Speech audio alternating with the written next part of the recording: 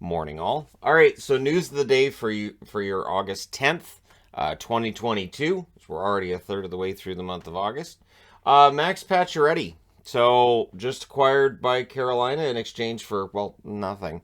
So it didn't cost them anything to get him. Now they're not going to have him for the next 6 months. Having surgery for a torn Achilles, which sounds very painful. That is one thing with Pacioretty. He does get injured usually once a year, sometimes more than once a year. So this is definitely going to affect plans for the Carolina Hurricanes going forward.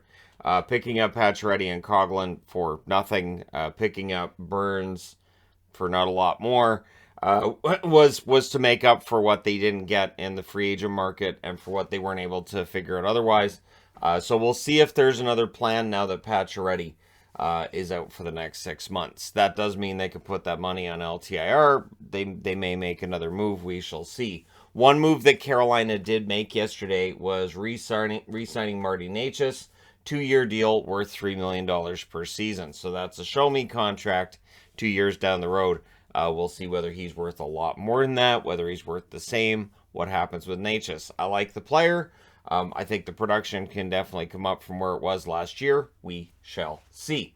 Also settling before going through arbitration, Jake Walman and the Detroit Red Wings coming to an agreement which is 1 year at $1.05 million, and it's a one-way contract. Remember, what was reported yesterday was that they were offering a two-way contract that would have paid Walman $225,000 if he was in the AHL. In this contract's case, it doesn't matter whether he's in the AHL or the NHL, he will make his $1.05 million. So that's the difference between the one-way contract and the two-way contract, which does not have an effect on whether or not a guy's eligible for waivers. EA Sports has done a terrible disservice in previous NHL games and making it look like, hey, if a guy's on a two-way contract, you don't have to waive him. Kevin Korchinski, one of the higher draft picks this past July. Yeah, July was the draft. So Korchinski signs his entry-level contract. He was drafted, of course, 7th overall by the Chicago Blackhawks. And so we'll see whether or not he's in their training camp, what the plans are going forward. Chicago is going to be an interesting one. Very, very interesting in terms of where they finish and just how bad does this get.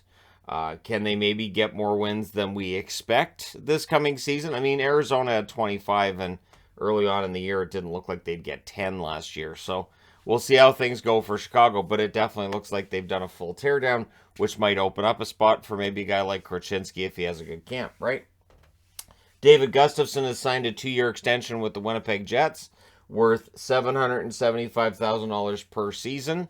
So for Gustafsson, a guy who only played a couple of games with the Jets last year, played most of his time in Manitoba. We'll see if he makes the team this coming season, right?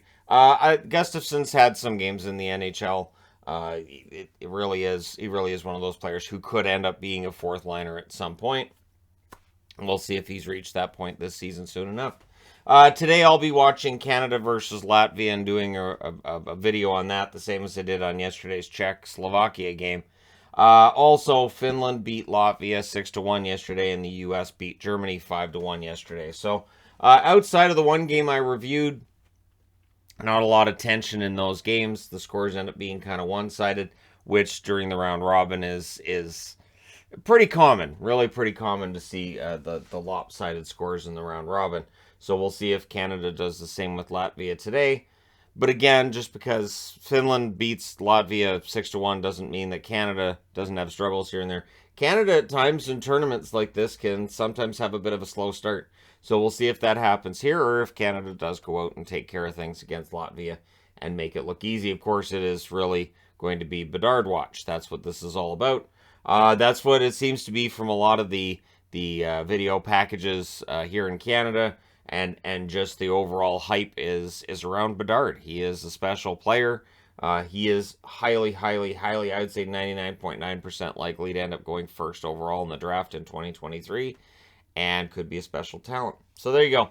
Let me know your thoughts in the comments section below as always. Don't forget to hit like and subscribe if you're browsing your way through. You just happened upon this video. Thank you guys so much for watching, for all your support. I will talk to you again soon.